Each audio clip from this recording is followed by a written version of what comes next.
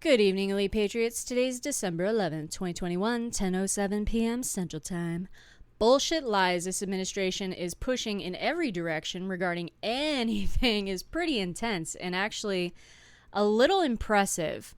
But the Build Back Better legislation that Biden has been wandering around this country in different cities, talking to very small crowds, fumbling over his words, attempting to sell this shit. The last time a president really tried to sell legislation hard to the public was during Barack Obama's administration regarding Obamacare, and you saw how that worked out. But anyway, Build Back Better. Obviously, this is a little bit intense. It will destroy our country the way things are. Like, no joke. It reimagines, I know they like to say that about police, the entire country's system. It turns everybody into a welfare state, that's obvious. But it starts unnecessary programs that will put a massive amount of money into the economy, which will blow up, even worse, our inflation.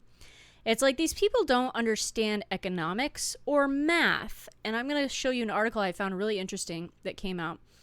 And maybe that's why they want to get rid of math classes, saying it's racist, when in all reality, they just want to get rid of it so people are stupid. And so when they push these bullshit lies, people are more likely to fall in line if they can't add 1 and 1 to 2. So here's the article I found. Okay. Backtrack for a second. This video I did October 6, 2021. It was a public video. Reconciliation, IRS forcing your bank to report all purchases. You can stop it. I said in that video back in October that what they were going to do with this bill to scale it back was to shorten the length of the programs and cut the cash in half. Okay? Just because they're scaling back the amount of time. That's exactly what they did. Okay? Period. That's what they did. So, Greg Jarrett has his own website, and I saw this. It's Congressional Budget Office projects Biden's Build Back Better will add $3 trillion to deficit if made permanent. So here's the deal. There's a couple aspects of this article I'm going to go into. But it says, on Friday, Congressional Budget Office released a modified budgetary effect score for President Biden's Build Back Better plan. In the most recent analysis, CBO finds that if major provisions in BBB were not embedded with sunset clauses, which means they expire, and were made permanent, which Republicans argue is the Democrats' hidden intention, the bill would add $2.8 trillion more to the national debt over the next decade. That's obviously their intention. Once a program starts, a social program starts, and people are getting especially massive amount of money in their pockets, it's going to be very difficult to scale those back, get rid of them, and not renew them with a new sunset clause, because it will be a political backlash, okay? Everybody lose their goddamn jobs. And the presidency would just, people are so dumb these days. It's incredible that people don't see through all of this, that don't understand that, like, getting an extra $1,000 a month for all kinds of these little programs that are out there right now, for having a kid, for unemployment, like all this stuff that is just available with cash flowing into people's bank accounts are amazing. I mean, amazing. How they don't see that as a detriment, I don't understand. But anyway, it says, in Friday's White House briefing, Press Secretary Jen dismissed the new score. Quote, this is, and I find the last sentence here very interesting, the way she worded it. This is not a CBO score. This is a fake CBO score. It's not about the existing bill anybody is debating or voting on. This is the last sentence. This is about proposing the extension of programs that have not been agreed to without the commitment of the president. Okay? So she's not saying this is about a proposed extension of programs that have not been agreed to by Congress. Okay? She's just simply saying the president hasn't made that commitment yet. So in other words, if BBB were to pass, what do you think Biden's commitment is going to change to? It is going to renew those programs, which a couple of them will end up falling under his administration to be renewed. So that particular sentence was very interesting and purposeful as far as I'm concerned. So anyway, to go back to what the CBO originally said, and this whole $0 situation is just adorable. Okay. National Review writes, the CBO score calculated that Biden's multi-trillion dollar agenda would add $367 billion to the deficit over 10 years, later expected to be cut nearly in half by enhanced IRS tax enforcement, though many experts remain skeptical that the stepped-up enforcement will yield significant revenue. So if you cut that in half, right? So 367 divided by 2.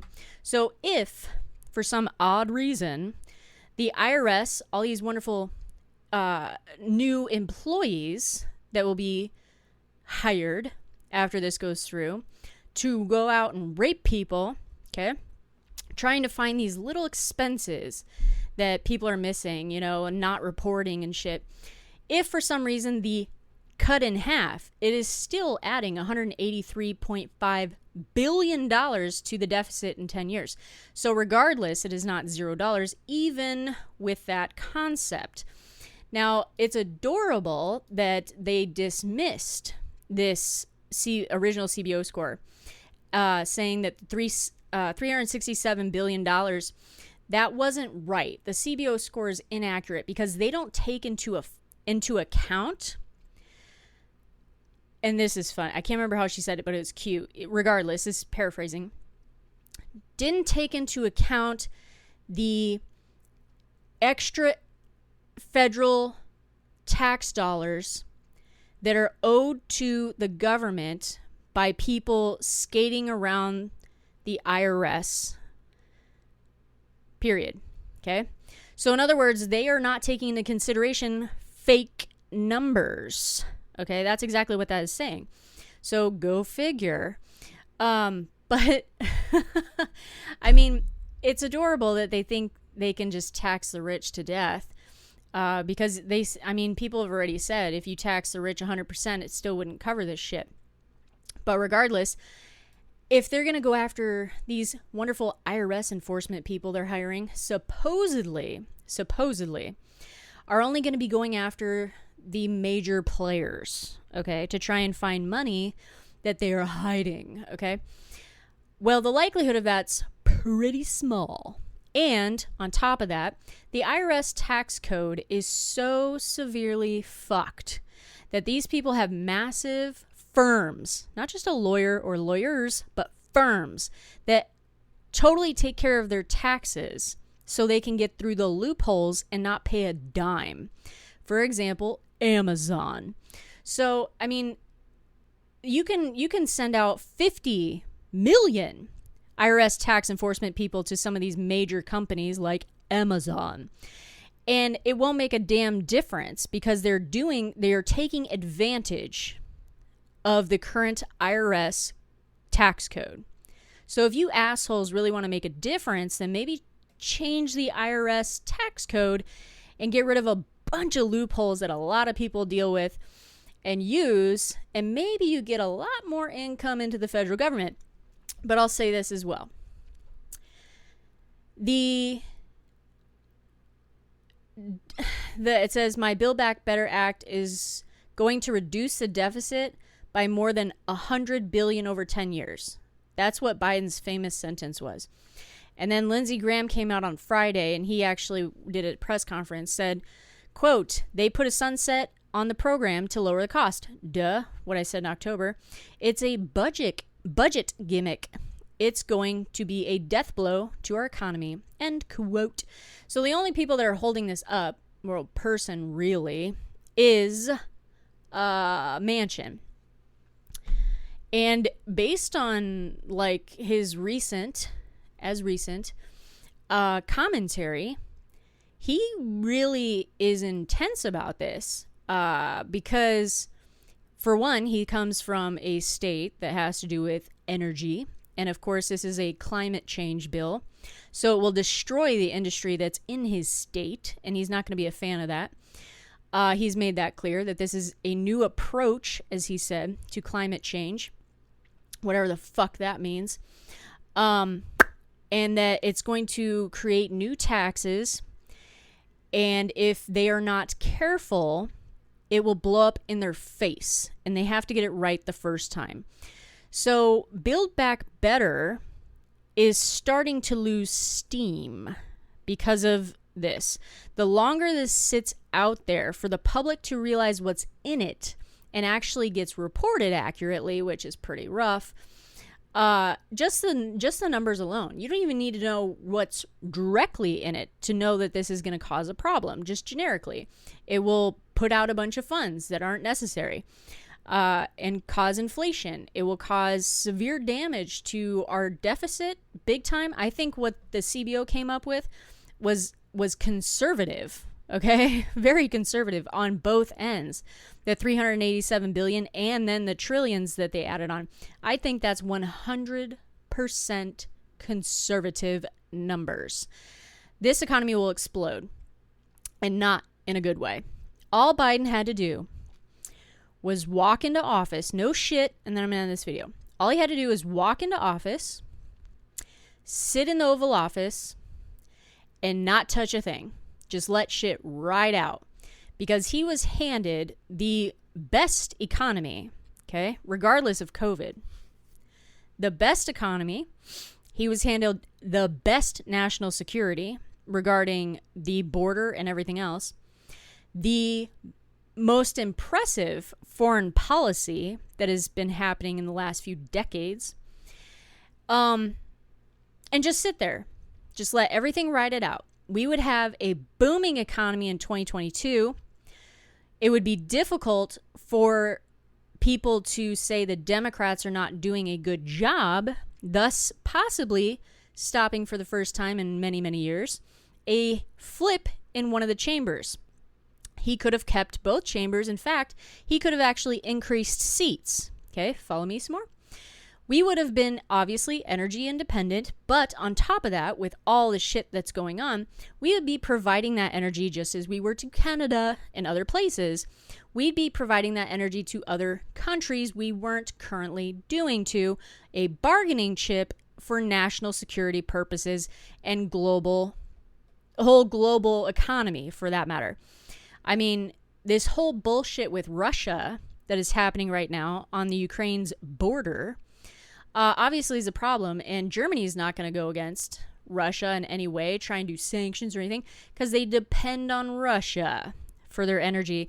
And as soon as that pipeline, which makes no sense why he okayed that pipeline and then shut ours down, beside the point, once that pipeline is actually having oil pumping through it, it will be even more difficult for anyone in this world to try and control Europe. Once that's done, Russia will own them, okay? Russia's economy will explode. The only thing that Russia is good for is energy, okay? They have, like, nothing else. Have you ever seen, like, an electronics that says, like, made in Russia? Nothing.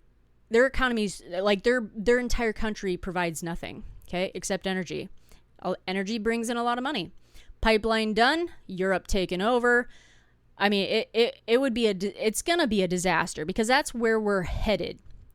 Had he sat there, ridden out all this stuff, we would have had tons of energy to provide to other countries, such as Germany, in this specific instance, with Russia being a little bitch.